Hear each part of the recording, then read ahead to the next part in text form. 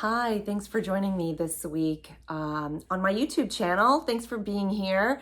It's been a little while since I've uploaded a video. Life has gotten really busy, which leads me to the topic that I really want to take a little bit more of a deeper dive in today, which is creating emotional resiliency.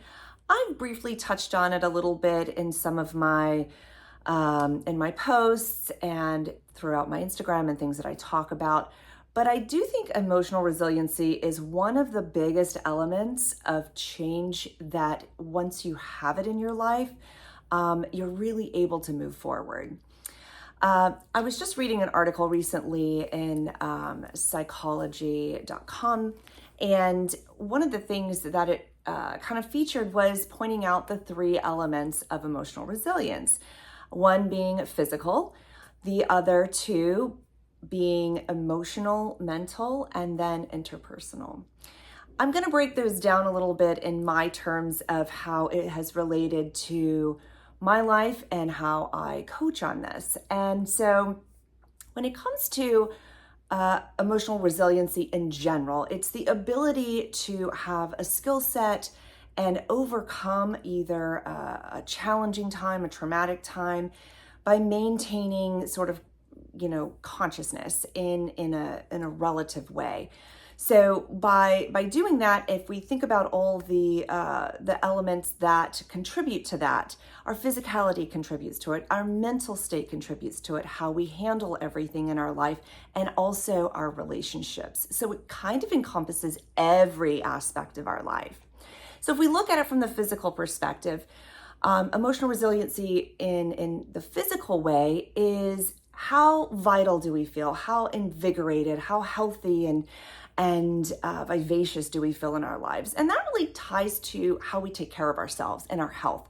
Are we, eating the things that we should be eating? Are we, exercising and sleeping well and giving ourselves some self-care to sort of on a physical level, acknowledge our bodies and take care of ourselves. When we're lacking in that aspect, it does kind of have more weight on your mental state and how you see yourself. And so having that control, because that is a big element of having control over yourself, is what you feed yourself. And if you walk around the block or go to the gym or go to a yoga class or enjoy swimming, whatever that is, it sort of invigorates you to, be able to enjoy your life or move through something. The second aspect I want to touch on is the mental emotional side. This really encompasses our self-confidence, our self-worth, our value in ourselves.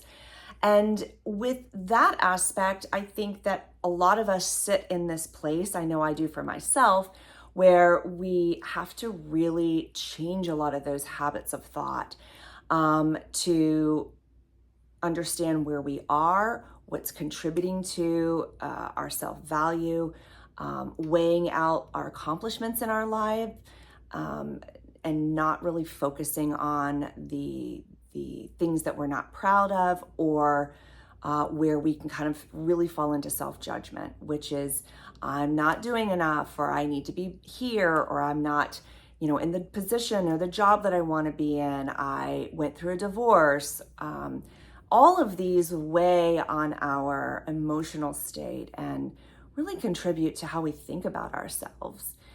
The third aspect I'm going to touch on is our interpersonal relationships. And so many of us have a lot of history here, whether it's our relationships with our family members, our children, our spouses, our exes, our in-laws, co-workers, social friends, groups, acquaintances with children's parents of other children. There's so many layers of dynamics there that when we don't have the other elements in check, really affect how we interact with these relationships. And honestly, these relationships are at the core of what make us feel value in a lot of ways. If we don't have a certain amount of love in our life from the people that are in our lives, it affects our mental state, which then affects, how we get out of bed in the morning. So everything is really tied together and connected. I just wanted to share this information with you in a way that I want to break down some of the, ways that you can incorporate or try different aspects to improve this upon yourself, or just give it a shot. If you're struggling in some way, or if you're just really stuck in an area of your life, I'd really like for you to take a listen and try it out for yourself. I'm going to touch on 4 aspects to give you some tools to maybe help you improve your emotional resiliency. The areas I'm going to talk about are self-awareness, persistence, emotional control, and flexible thinking. So with each of these, I'm just going to give you an example of an exercise and how that relates to my life or story. So with self-awareness, a lot of people talk about self-awareness, but not a lot of people understand how to gain self-awareness. Self-awareness is sitting with yourself and trying to understand why you're having a reaction, why you feel the way that you're feeling. And so self-awareness is also, how your reaction affects other people and how, you impact others as well.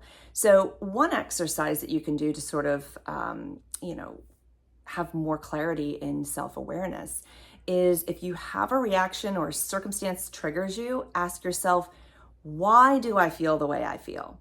Does my reaction or how I'm perceiving this just affect me, or does it affect other people? And then once you kind of have that under your belt and you understand why that's coming, then you can say and decide how you want to move forward. Do you want to change the way you've acted? Do you feel like you need to apologize? Are you solid with, how you've reacted to it? And then move forward from there.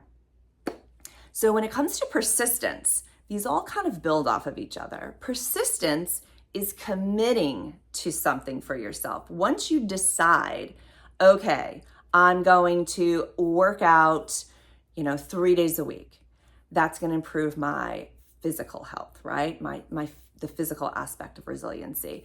And when you start to fall off and you don't stay committed to yourself, you don't get the result that you want. It's the same thing in not talking to that ex and really holding that boundary and staying consistent with yourself. The persistence of that is hard. It's not easy, but it's accountability for you. If you want to hold other people accountable for what they say and what they do, you in turn have to also do that for yourself. The third aspect is emotional control. And this kind of ties back to, self-awareness and regulation. And that is also the ability to have an emotion, own it, be accountable to it, and then, either apologize or like I said, own what you've said or own what you've done, making sure it's coming from a place of empowerment, clarity, and not just a reaction or wanting to hurt someone else or put someone in their place. That's not coming from a place of integrity. That's coming from distraction, projection, things like that. And so, emotional control is being able to redirect yourself in the moment or after, and sort of reframe how you're going to move forward after something that's emotionally triggering. Flexible thinking. This is an interesting one because I feel like it's not always what we're taught. When I think most of us are taught a very black and white way of life. And in some ways and in some aspects that is true. But flexible thinking is thinking outside of the box, actually hearing what the other person is saying to you and seeing something from another perspective. And flexible thinking is the ability to say, okay, I appreciate your opinion, or I'm reading this and I'm going to then take it in. I'm going to evaluate it for myself, and I'm going to acknowledge either my opinion that may differ from yours, or I'm going to, agree to disagree or agree with you. And just kind of being fluid and flexible. It doesn't mean you have to be, flexible thinking doesn't mean that you have to adopt someone else's way of thinking and sort of be that sponge that takes everything in. It's really about being informed, being educated, being resourceful for yourself to say, I'm not sure if that's, what I really believe, but I'm going to get back to you. And then we can have this discussion, or I have this information that supports my opinion.